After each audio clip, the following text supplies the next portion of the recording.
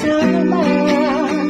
Kwento ko iyong pakinggan, hawak ng iyong isipan, pagbasa'y atin ng simulan. Tara na, samahan mo ko. Halina't makinig sa mga kwentong malupit, puno ng aral at tikit na nagkakapanabik. Tara na, sige na at makinig sa mga kwentong kay saya. Tara na, sige na at makinig sa mga kwentong kay saya.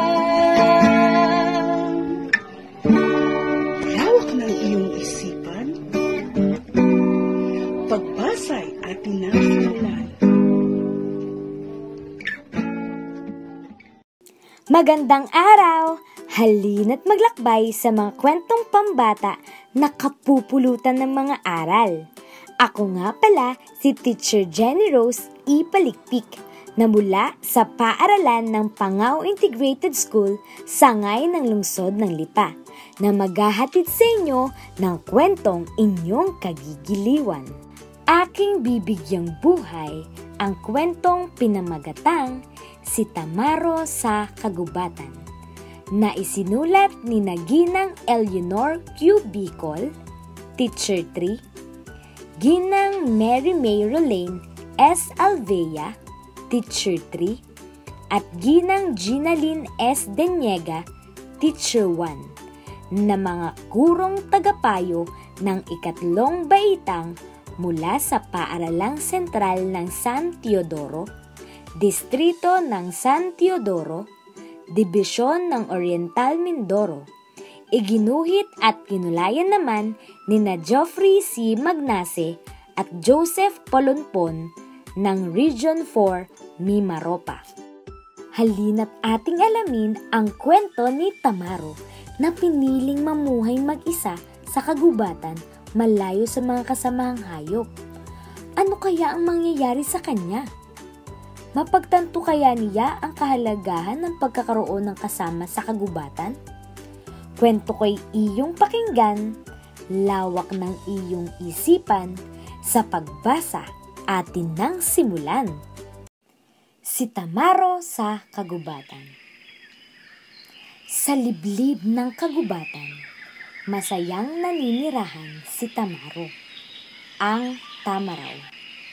Kasama sina Ungga, ang unggoy, Mirang, ang musang, Yawak, ang bayawak, Ramo, ang baboy damo, at si Asing, ang ahas. Subalit, naiiba si Tamaro sa mga hayop. Mailap at mabangis ito.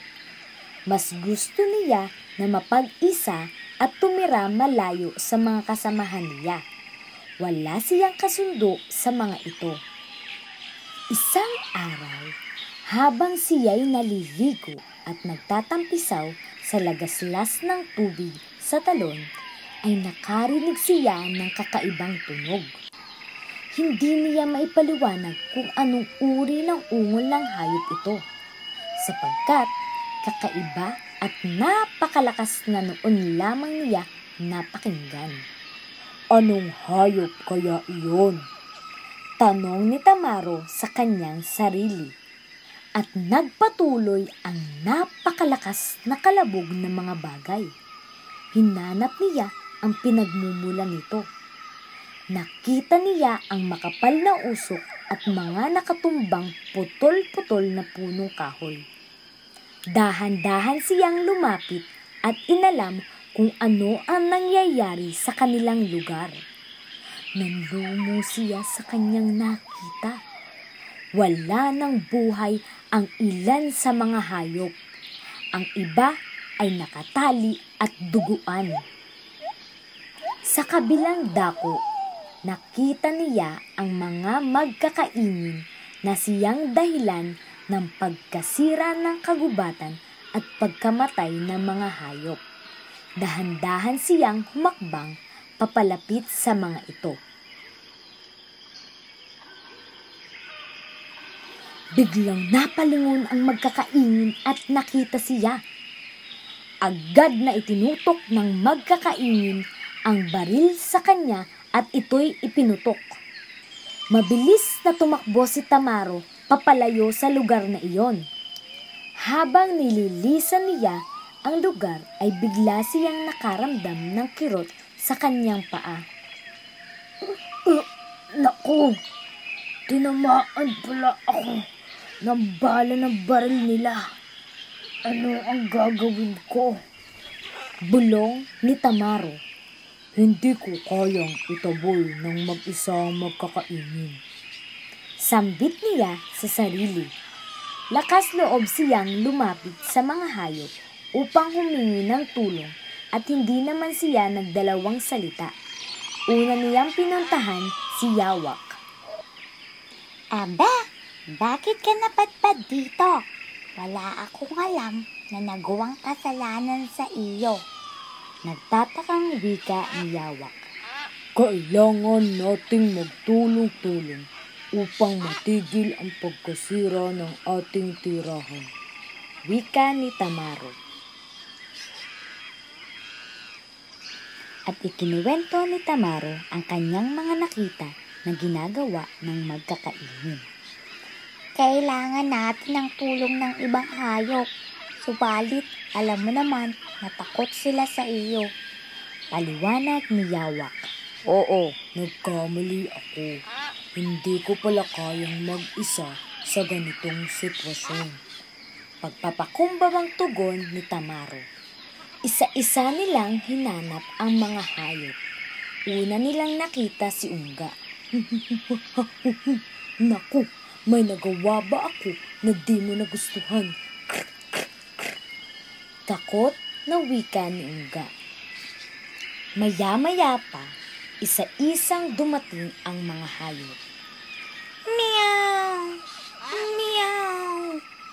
Takot na ungol ni Mirang.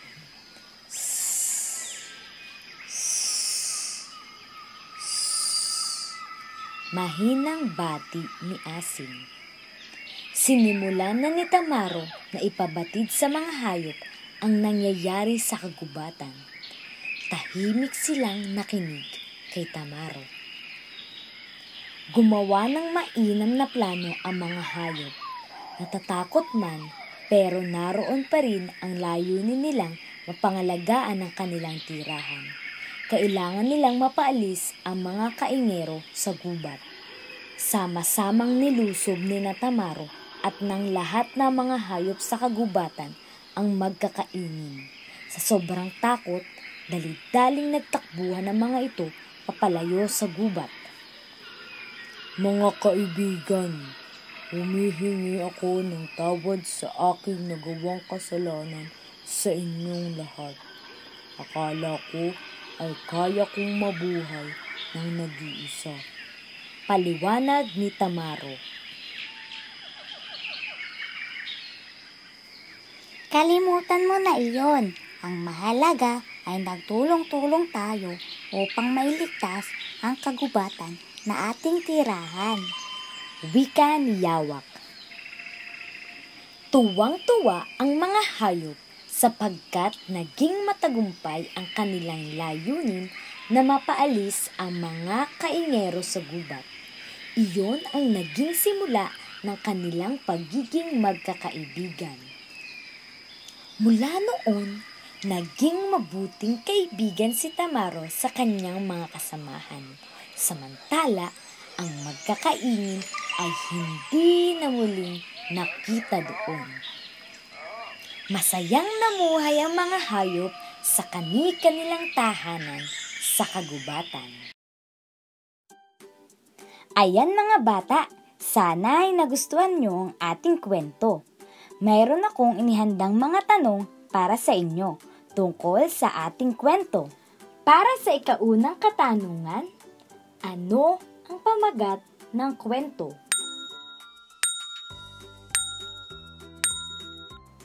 Ang pamagat ng kwento ay si Tamaro sa kagubatan. Tama!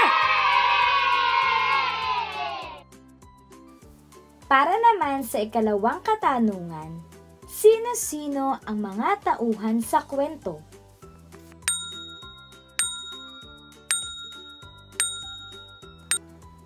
Ang mga tauhan sa kwento ay si Tamaro, ang tamaraw, si Ungga, ang unggoy, si Mirang, ang musang, si Yawak, ang bayawak, si Ramo, ang baboy damo, at si Asing, ang ahas, at ang mga kaingero. Magaling! Ikatatlong katanungan, ano-ano ang mga pangyayaring naganap na nagpamulat kay Tamaro na hindi niya kayang mag-isa sa kagubatan?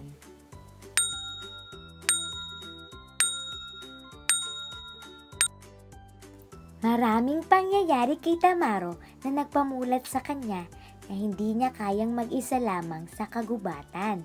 Gaya na lamang ng pagdating ng mga kaingero sa kagubatan upang sirain ito na nagpahamak sa kanya. Hindi niya kayang paalisin ang mga ito ng mag-isa lamang. Kaya naman, humingi siya ng tulong sa ibang hayop sa kagubatan na naging daan kung bakit naging magkakaibigan silang lahat. Tumpak! Para sa sunod na katanungan, sa inyong palagay, tama ba ang ginawa ng mga kaingero sa kagubatan at sa mga hayop roon?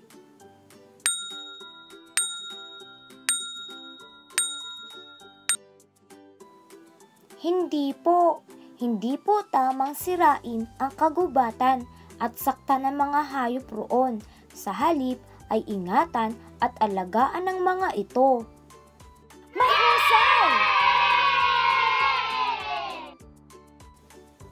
At para naman sa huling katanungan, bilang bata, sa paanong paraan mo mapangangalagaan ang ating kagubatan?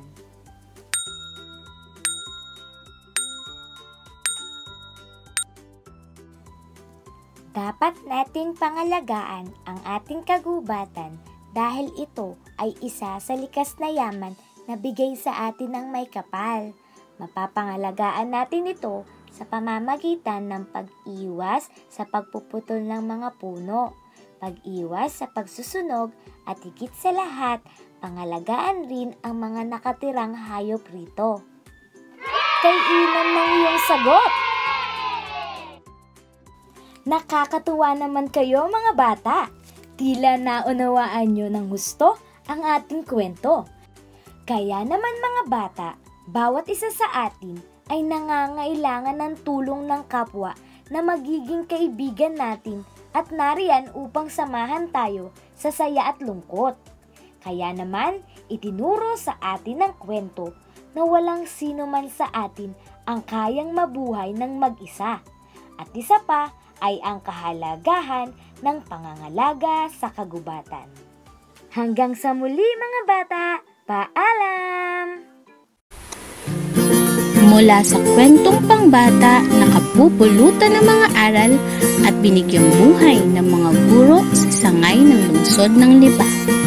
Isa-isip, tangkilikin at pagyamanin ang mga kwentong sariling atin.